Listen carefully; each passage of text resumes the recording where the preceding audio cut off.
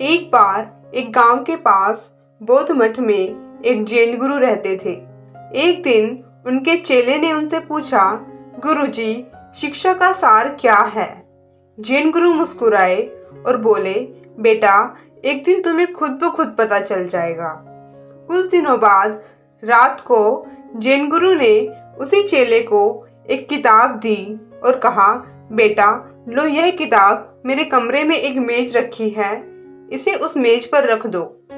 कमरे में बहुत अंधेरा था, तो वह डरकर बिना किताब रखे वापस आ गया। जैन गुरु बोले, क्या हुआ? तुम इतने डरे हुए क्यों हो?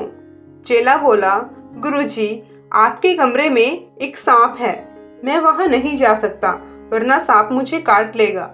जैन गुरु शांति से बोले, बेटा, तुम्हें भ्रम हुआ होगा, कमरे में सांप कहाँ से आएगा?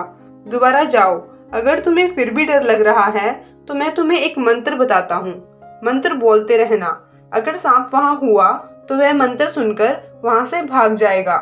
यह कहकर जैन गुरु ने चेले को मंत्र बताया।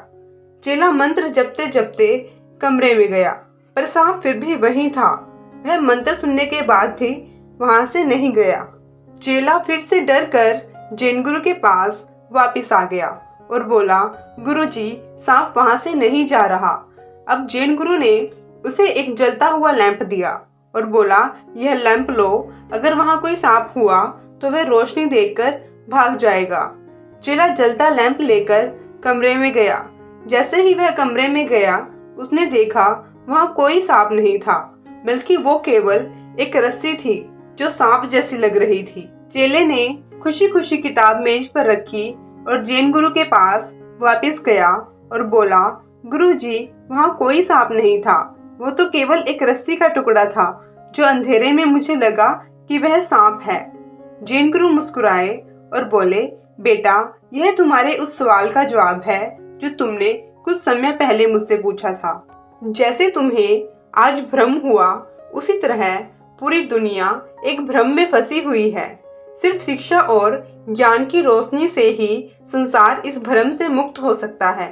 यह शिक्षा का सार है। इसी तरह हम अपनी असल जिंदगी में भी बिना किसी चीज को एक्सप्लोर करे मन में हजारों तरह के भ्रम पाल के रखते हैं।